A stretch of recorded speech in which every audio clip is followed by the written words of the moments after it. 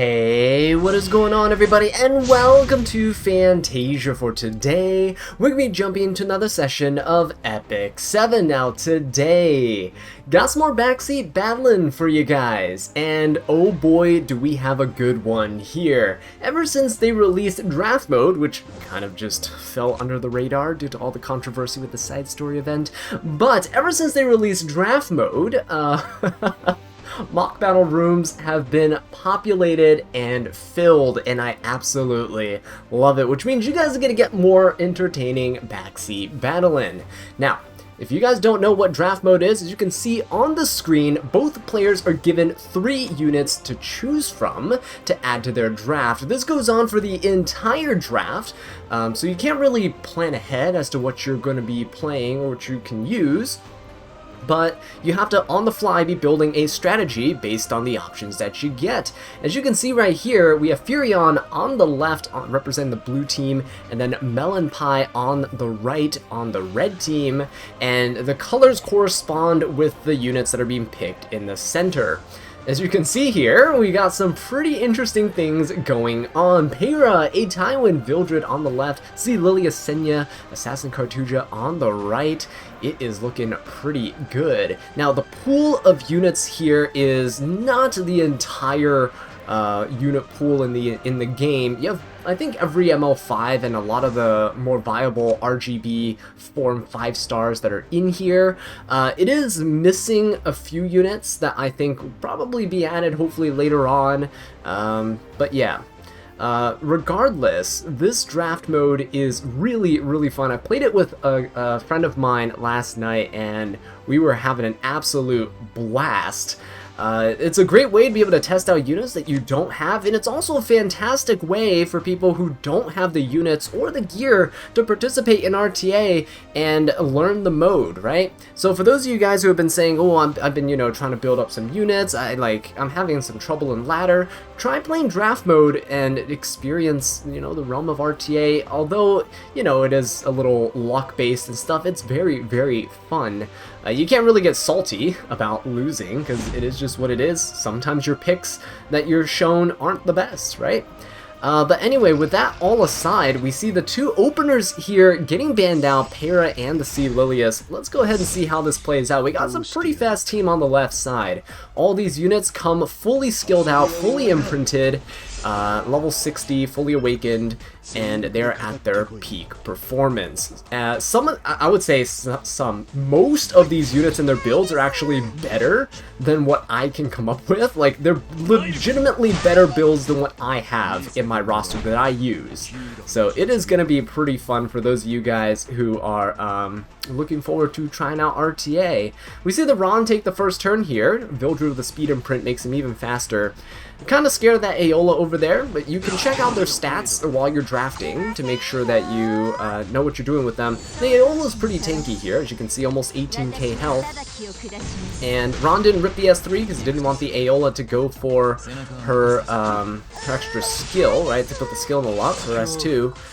And we see Ryla getting his evasion strip, but no unbuffable is actually pretty big here because he gets his evasion back in time, which is quite nice. The A Tywin can actually help cleanse some of the debuffs when he's hit with this AoE, which will be pretty good. And the Assassin Cartuja and the Kara on the right, I don't know, this is looking like a stall team on the right here. It looks pretty funny. Alright, we got the AoE from the Senya coming out. She is on a greater attack buff. So we're gonna see a lot of damage come in. Rylet's not too great into Senya, so we'll see how it plays out. The A Tywin over here could potentially stun her, if, but I think the Senya is on a resist build. These are all preset builds, so if you kind of do your research, you kind of look through and you know the stats, and you get used to them, you can sort of have a tiny bit of a leg up. Of course, you can't predict what units you're going to have or what units your opponent's going to choose.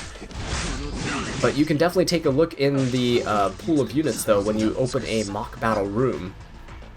Alright, so we see the Vildred going down. This Kairon might actually spell the end for the left team. Furion is going for the S3 here. Ron, I don't believe has effectiveness. Yeah, so the Bastion of Hope and effect res on this K-Ron. I think he has about 100 effect res. Yeah, that's not looking too good. So he's slowly stocking up on his fighting spirit. Rylot gets to take the turn. Unfortunately, Rylot here, again, is not in a good position into the Senya. Oh, he's going to go straight for the K-Ron. Can he kill? There's no damage mitigation on the other side. He actually hit. Oh, and he killed the K-Ron. I was hoping for the K-Ron to go use the S3 and get that damage in onto that Rylot. But Senya's still holding out strong. I think there's still a pretty good chance here for either team to win. If this Rylot gets hit one more time, he can proc, or if he just goes for another S1, he can proc as well. Senya's gonna go for the S3. Here it comes. Will this hit?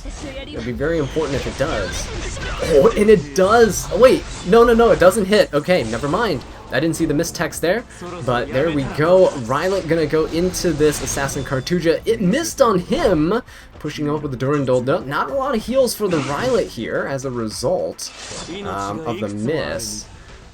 But Rylot gonna go ahead, keep attacking this Assassin Cartuja, kinda have to. And this A Tywin, unfortunately, the evasion is very strong on the right side. Kind of ironic given that Rylot is on the left. Cartuja's gonna go ahead and attack the Rylot, try and chip him down. A Tywin, I don't know, he doesn't have a lot of effectiveness, I don't think. And oh, he's gonna double miss here. The 20% evasion on that Senya pulling through, and A Tywin just obliterates himself. Rylot not looking to be in a good position here, because Assassin Cartuja can go for his S3. If this misses, it doesn't matter, because Senya has a greater attack buff here, and with Spear of a New Dawn, I think this is going to spell the end for our Rylot. Yeah, so even on miss, boom, he is gone. So there you have it, first match of this new mode done. Well played to both players. Alright, let's go ahead, and I know this is Backseat battling, but let's go ahead and jump into a match of draft mode ourselves. This would be pretty fun experience to see. I haven't played in a public room before, but as you can see down here on the left side, you can see the profile. If you click it, you can see the stats, and they have some loaded stats for you to play with. Now, I don't normally play fast or cleave, so we're going to go for a Ron pick. And my opponent goes for the Angel of Light. Wow, that is going to be pretty tough. I think with that, I can go for an A Tywin into the Aeola. Should be pretty good for cleansing, and we can get a little bit of chip damage here and there. Zaha getting picked down the other side is a little problematic, though. I guess what we can do... Oh my god, this Lionheart Sturmia stat line is literally just better than mine. That's insane. Let's go for a Closer Charles. He should be pretty fast. Can help us out here. And opening... Oh, but he's gonna get a speed imprint in the form of Vildred. That's disgusting. Alright, well... with that... ooh, this is not a good pick for me. Because that Aeola Zaha Vildred on the other side is looking pretty nasty. I would probably go for... I don't know if I'm going for any of these. Would Rowana even help at all? I don't think so. Perhaps with the Vildred? Nah, let's go for the little Queen Charlotte. It's... oh, that's so unfortunate. Yes, Celine as well. We're probably going to ban the Zahak here. We can go for an Ahmed, though. I think Ahmed is a pretty decent choice here. Architect Laika's kind of enticing, but because of Celine, we're going to go for the Ahmed. And I think that solidifies our opening draft. Yeah, so there we go. Dien on the other side. We can ban out the Zaha, because he's going to be the fastest unit on the opponent's team. I believe they flash... I didn't pay attention really because I was focused on the draft, but they kind of flash the units that are picked on the other side, so you can see their stats as well. As you can see, fully imprinted here, looking quite nice. Let's go ahead and see if we can win this one. So you're going to see it from a first-person perspective. You don't get to see both players' drafts as they happen, so you don't get to see what the opponent's choices are, but this is a-okay.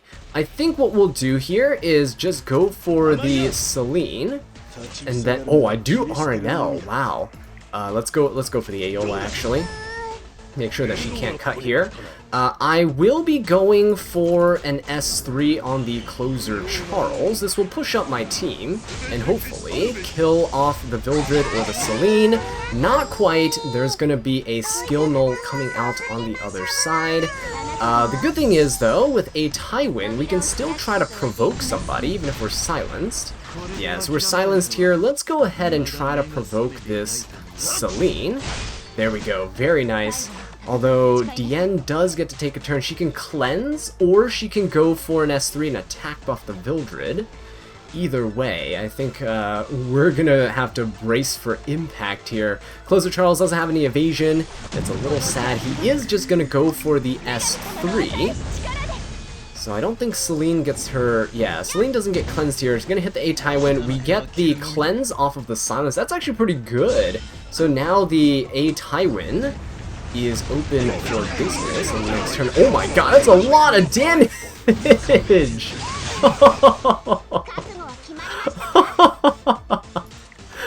That is absolutely insane. Oh, that's the one fun thing about this mode. It is so crazy. Some of the units and stats, right? And the teams that you can make with this, it's pretty fun. But yeah, that's probably gonna be it for me. This LQC is gonna go down to the Vildred. There's no dark unit on the other side, right? So it's a little random in what's available to you, but I'll let my opponent finish me off here. That is pretty fun. Yeah, so you can see that the mode is quite accessible, right? Even if you don't have these units, you get some insane stats. Some people have been thinking about ways to improve the mode, and one of the ways is for each person to have a mulligan of sorts. If you're not familiar with what a mulligan is, it's when you get to reshuffle your 3 units, like you take those out of the pool, and then you get to draw another 3 cards, and you get to see who you want to pick from there. Because sometimes, like in that pick there with LQC Rowana, and I forget who the last one was, oh, Sharoon, like it doesn't really fit into the playstyle that I have, and it's very, very difficult to maneuver with one of those units in your draft, right? But it's still, regardless, I think a very fun mode.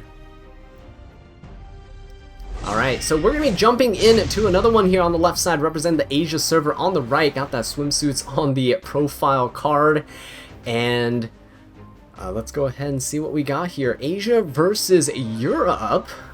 Ooh, looking at that, we got APOC Ravi getting picked out. Ooh, and a Lua on the other side. The good thing is Lua isn't too great into APOC Ravi. She is pretty good, but Ravi doesn't really care about having her skills reset. Now, a Sage Ball into a Lua, that's going to be quite nice. Ryla getting picked out on the left, a good damage dealer into the APOC Ravi.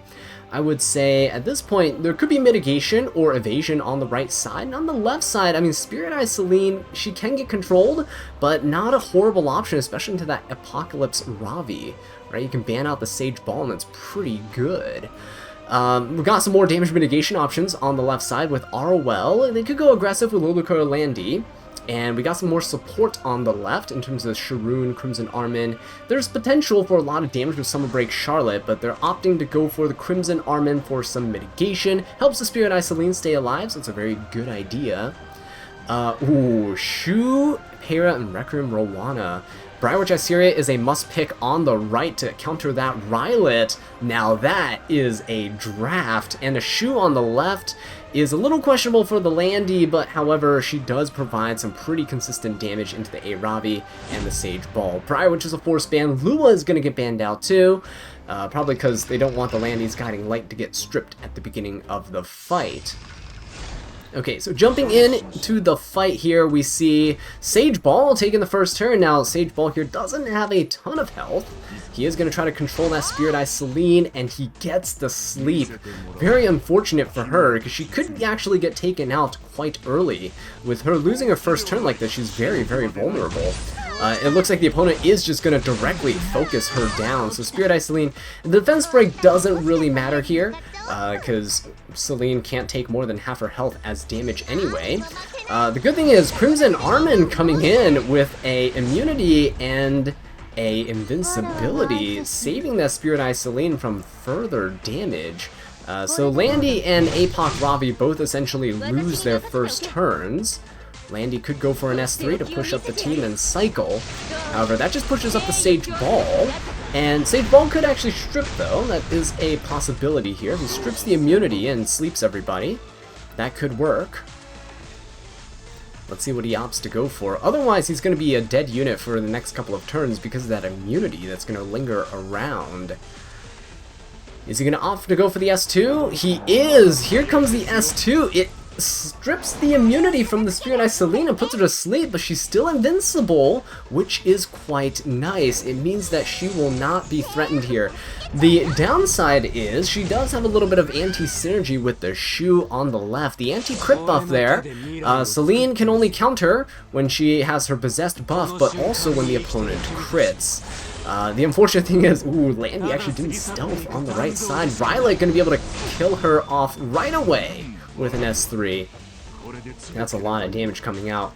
Rylot seems like he is going to be the primary damage source here, although this Shu is still looking pretty strong as well. If she can crit, right, if she's not going to miss, based on the evasion from this Assassin Cartusia, she'll be just fine. But Sage Ball gets to go. He could just keep on hitting this Celine, but nope, he's gonna go for the Shu. She's gonna counter, that punishment with the S1 into a whoosh. That is absolutely disgusting. Now, APOC Ravi does have a chance to revive. However, with anti-crit on the left side, it's gonna be quite difficult. Assassin Cartusia dodging on the second hit there. Unfortunately, couldn't evade the first hit from Shu. Yeah, so Shu is gonna be demolishing the HP on this right side, pretty sure, in subsequent turns. This Rylot is gonna be able to pierce. Oh my god, that dual attack probably mattered quite a bit, actually. Gave a focus stack to the Rylot, a lot of damage onto the A Ravi. Pretty noticeable because even though she's on Proof of Valor, there's a pretty big chunk of her health gone. Now Rylot's gonna go ahead and Soul Burn. Going straight for the Assassin Cartusia, trying to get rid of that evasion so you can more reliably hit that A Ravi. So there you go, going twice into the Assassin Cartusia, down he goes. And Rylot lost his anti-crit buff, but that is fine because he still has his evasion. And Spirit Eye Celine gets to move. This looks like it is the end for this Apocalypse Ravi. Don't think she is going to be able to survive. That Crimson Armin pick was crucial for keeping that Spirit Eye Celine alive up until now. And now she can provoke block this Apocalypse Ravi, and oh boy, if this Rylot can get that extra hit off with that attack buff, that's going to be quite good. Now with the blind on the Apocalypse Ravi, she can never hit this Rylot. It is pretty much over at this point, especially with Celine taking her turn here. Can she finish things off? Probably. And there you go. Apocalypse Ravi going down, and the victory goes off to the left side. Even though we didn't start off very strong, they finished very strong. Okay, so the battle begins yet again. Very nice. I kind of like the profile card on the right side. It looks pretty good with the Runka there. Okay, so jumping into the draft here, we see some pretty fast contenders right off the bat. C. Lilius and Ron, but C. Lilius getting picked out on the left side. LR Crow getting picked up on the right. Look at that. Ocean Breeze Luluka, actually an option for the right side into that C. Lilius. It's looking pretty good. Shu is fantastic though into LR Crow, so she is going to get picked up there. Can't believe the Ocean Breeze Luluka is coming out here. Is this some form of advertisement from Smilegate? Anyway, moving on, we have Kayron, who's probably not the best option here, but Tomoka and Pavel don't really have too much synergy with LR Crow and the Luluka on the right side, but you know what? Double Luluka all the way, across the sky, let's go. Closer Charles getting picked up on the left side, so pretty fast opener, can't be countered. It's going to give attack buff to the team, along with C. Lilius' Vigor, could mean a lot of damage, especially with that Sid right there. Pretty good synergy with the team, along with that speed imprint. Arwell on the right side, so they look like they're tanking up. The unfortunate thing is, with Tomoka being their only damage dealer, it's looking a little suspicious, especially because the Sea Lilies can dual attack at the beginning of the turn, and Closer Charles has an S3 that's AoE. Lua's gonna get picked up on the right side, and Mediator Calric is gonna get picked up on the left to round things off. So, with the Lua though, I don't know if she can actually outspeed because the Sid gives a speed imprint to the Closer Charles. So he's going to be 290, Lua's also 290. If C. Lilius gets banned out here, then it's a speed RNG battle between Lua and the Charles. But nope, Lua's going to get banned out here. She's actually quite strong into that left team if the C. Lilius wasn't there, so kind of force bans on both sides. But unfortunately, I would say actually C. Lilius might not have been the force ban. Could have banned out the Closer Charles instead, because C. Lilius is not that great into the Luluka, but now we see the only non-attack skill on this side now is the Mediator Calric, who doesn't need to necessarily pop his skills immediately.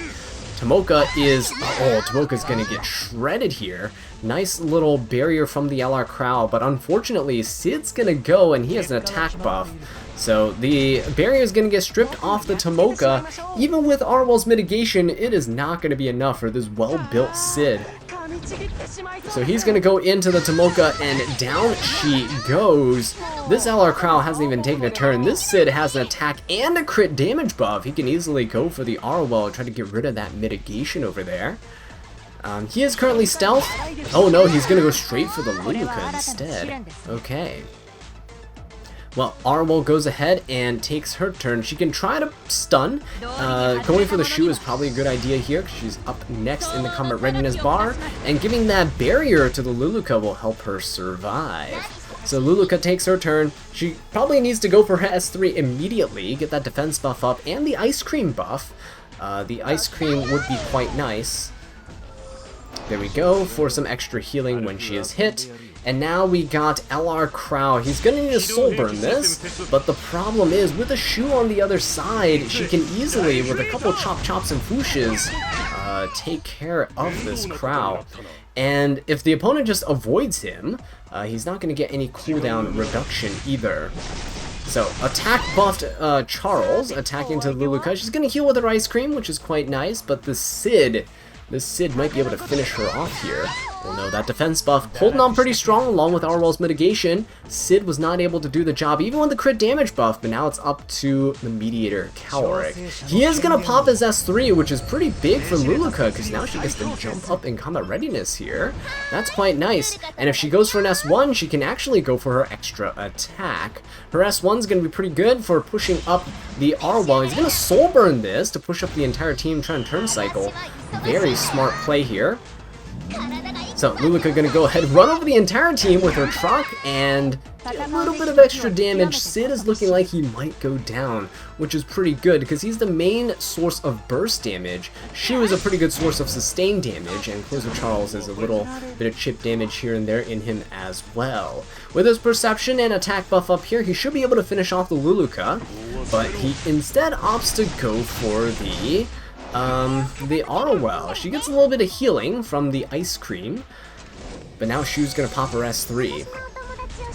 This S3 is gonna help with LR Crow's cooldowns. There's Crown of Glory on him, which is unfortunately not the best artifact. Not really sure why they put that on him over here, but I guess that's fine for getting rid of some of these souls that's on the left side. LR Crow gets to take the turn. He's just going to think about who he's going to poke at. He doesn't have his S3 up just yet. ML Calric's going to take the turn now. Just chipping away at this Luluka. I think this Closer Charles should probably finish off the Luluka soon. Yeah, because she is going to be a good source of turn cycling for the right side. So Luluka goes down to the Closer. And now it's Arwell's turn. I don't think either of these units have their skill 3s up right now. So she's going to go ahead and strip the Shu. She's going to counter no Foosh, but oh man, she has her 5 focus ready. Could have gone for an S2, but nope, decides to go for a greedier play with an S1 and does not end up with a follow-up attack. Emil Cowrick gets to go. And at this point, it's just turn cycling until LR Crow can do something about this team.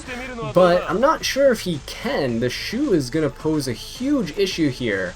LR Crow's one more turn, and because now he doesn't fear a reset, Closer Charles could just actually go for an S3 and get that attack buff up for everybody. It does give the LR Crow a little barrier, but that shouldn't matter all too much when you get some turn cycling and extra damage in. So Closer Charles going in and attacking. We got the Shu that can go for an S2 Foosh here. Nope, still opts to go for an S1. Again, bit of a greedy play because the S2 gets reset when you have 5 focus, so it's better value to just go for it outright. Alright, wow, that LR Crow is looking dangerously low, and he's not on a lifesteal set or anything. This is only his second S3, so this isn't going to do all too much.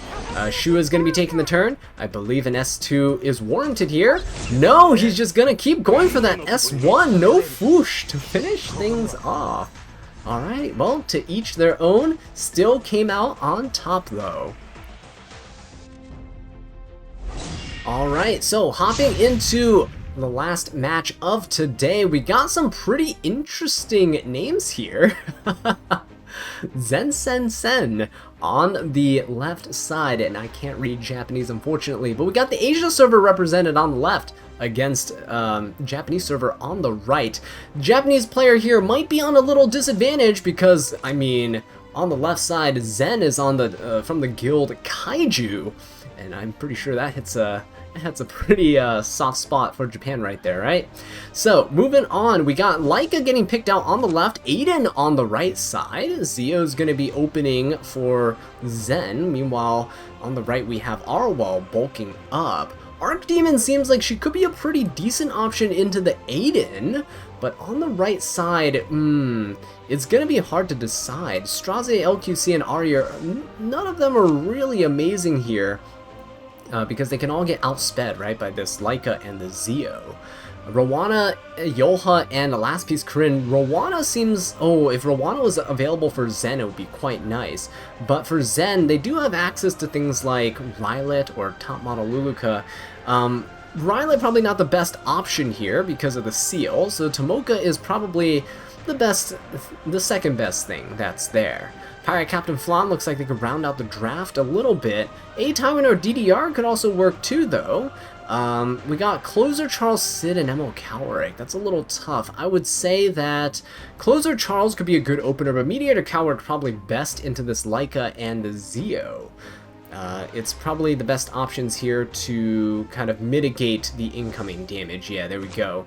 So we got some cleanses and stuff going on. The Straze on the left could potentially one-shot that Arwell. We'll see how it goes with that Tomoka too. Very aggressive team on the left with a very tanky team on the right. Seems like two pretty solid drafts here. Alright, both players selecting their bans. I'm predicting that the Aiden might get banned out, just because the fact that she could potentially one-shot some of these units. Ooh, no, Strazi's gonna get banned and the hand guy. Alright, so Zio could have pushed the hand guy back though, and Leica has a chance to dual attack and get some pretty good damage in, but that's unfortunate. We're going to see that damage mitigation in the form of Arwell. Perhaps they thought Straze would get through, and they didn't need to ban the mitigation. They could just one-shot the Arwell there, but that's not going to happen. Is this going to be enough damage on the left? It looks really tanky on the right side. Zio is on book, and it seems like Tomoka is as well. So we got 40 souls right out the gate. There are two knights on the other side though, Yoha and Arwell. One for pure mitigation, and one has some scary revenge burst damage. Gonna go for the Arwell, it seems, silencing her, which is actually pretty important. Leica's gonna go for an S3, try to sleep some units. This might not be the best option though, as Aiden is going to counter and cut. Oh, she is going to have a ton of damage here. Could possibly just take out this Pirate Captain Flan, which is the only real counter into this Aiden. So she's going to let rip the S3, and yeah, down goes the Pirate Captain Flan. Ooh, and the sheer damage with Zio, it was enough to take him out too. So this is not looking good with 3 invincibilities on the right side. Not the best choice there. Now, I wasn't paying too much attention to the combat readiness bar on the left, so I did miss where Aiden would have been, but I don't think she would have cut the Tomoka or the Pirate Captain Flan, so it's probably better to go for a dual attack with the Leica instead. Tomoka was not able to do anything there into the Aiden, and now that Leica was stealthed, that means Tomoka could be hit while she was stealthed, and that's not great. Got the S2 here, there's a target buff coming out, but oh, target debuff was not enough for the Tomoka with an attack buff to finish off. And that is gonna do it for this match here. This Aiden was definitely integral in that quick match, right? But as we close things out here, thank you guys so much for watching this video. I really do appreciate it. If you enjoyed it, please leave a like and subscribe for more Epic 7 content. And until next time, take care.